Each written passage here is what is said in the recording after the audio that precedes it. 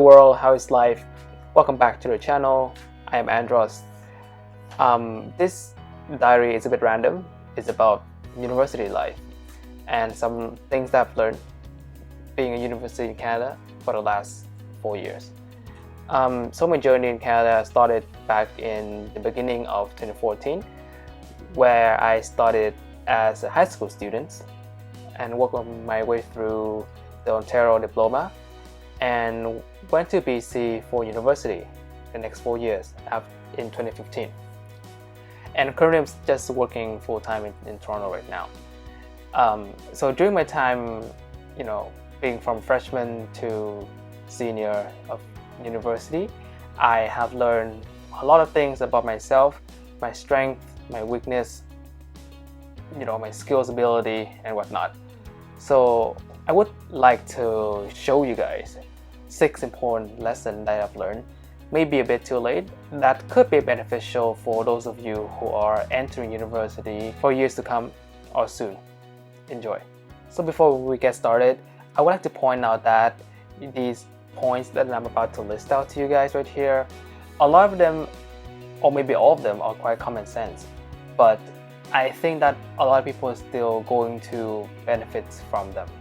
So let's get started now. Number 1 is that your friends group will likely shrink as time goes on. I still remember that I met 30 friends back in my first year, that when I was staying at the university dorm. After the first semester of my first year, only 5 stuck around, and at the end of summer, I was only talking to 2 of them. And right now, I'm only in contact with one of them, who was my roommate back in my first year. You may be asking, why is that? There are a lot of reasons. Your life happens. Some of them may be transferring over to different faculty, not sharing same interests as me, or even, too busy with life, with work, with academia, or some of them found their new friends group, right? For those of you who are entering first year or soon to become a freshman, my recommendation is to find 3 or 4 or 5 friends that you can really bond with.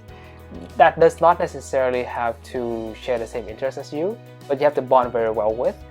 Those are the ones that will stay with you throughout university life, that you can rely on in the time of hardship. Because you know what, it's hard for you to stand by your own foot. You're gonna need someone to rely on, right? Point number 2 is to get a mentor in the field that you're looking to break into. You ask maybe, why is that important? Because this is going to be probably the first professional connection that you will be making as a university student. These mentors are experts in the field that they are working in. They have great knowledge of what drives the industry, what are the elements that will be impactful in the future in the industry. And of course, you will be in greater luck if your mentor happens to be someone who was working at the company that you're trying to recruit for. And now you can just ask for a referral from your mentor, because he or she now knows who you are and understands and who can vouch for you. Then that's going to be a competitive edge for you as a candidate, right? Because you have someone who is behind your back now. Point number 3 is to always try to get early access into your university's internship / core program, if they offer one. But if they don't, you can always look for unpaid internship or volunteering opportunity that provides you with experience. Why is this important? You guys may have known that due to the nature of today's job market, it is super competitive to get a job as a fresher, right, in any field. It would be a great idea to get experience, because employers / recruiters will always be looking for at least some sort of experience that can prove that you can add value to their team, right? So maybe some short-term internship, like a 3 or 4 month internship, or like a 5 to 6 month co-op, will prove that you have what it takes to be the new teammates in the company. Number 4 is to get the degree or major in the field that are technical in nature. For instance, think of finance, engineering, computer science, right? These are really technical major that could easily get you a job after graduation due to the demand in the markets these days. Think about tech, right? Techs are always going to be a growing field, and Amazon, Google, and all that big tech company will always going to be looking for new talents, especially the ones who are graduating from university, to add into the roster of talents. Again, I'm not trying to put down or undermine any other major or degree despite being non-technical. I understand that all degrees, any major, any discipline of study can provide the students with the valuable knowledge that can bring to the table that people will value, right? But values mostly are created by building things. For example, an engineer builds like a bridge or a house, and that's how they add value to society. And software engineer builds software to automate things around them, right? And that's why they got paid more. And you know what? These jobs are quite technical, and it requires kind of knowledge, the technical knowledge necessary to perform these tasks. And of course, technical tasks or jobs are extremely hard.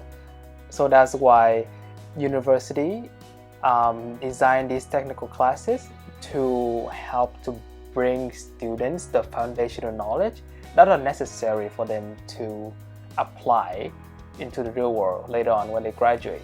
But don't forget that non-technical degree holder can also have a chance to break into these technical fields. It's just harder. Take more time and effort. Point number 5 is to build a portfolio. Why is this important? Number 1 is a sign for the employer to look at your resume to show that you have an interest or passion in the job that you're applying for. Okay? And number 2 is a great way for you to gain practical knowledge, right? If I want to get into software engineering, I would probably want to create a website, a game, or software that would be beneficial to people who are using it. A great brag for your employer. If you are an investment banker aspirant, then you would maybe want to create a financial model, and you can walk that through with your interviewer and showcase that you understand this technical terminology, and it will be less of a hassle to train you, things like that. So the point here is to get a portfolio so that when you go and interview or to get the first job, it is something you can brag about. So simply put, the portfolio is a crucial signal that is received by the employer that you're passionate enough to learn and acquire these knowledge and skills in your own time by building all these projects, and therefore have what it takes to do the job. Last but not least, number 6 is nothing comes as a guarantee in life. You may have thought that, okay, I'm going to get a job that pays 5 to 6 figures per year right out of graduation, or I can start a business right away as a professional. Well, any plan can always fail because things can happen and only time can tell, right? Think of COVID-19. In Canada, we have been wrestling with COVID-19 for roughly a year or more, and I really don't see us going back to normal anytime soon, at least in the short term, in like half a year or so. So I think that in these tough time, it is most important to keep your heads up and always try to find ways to improve yourself.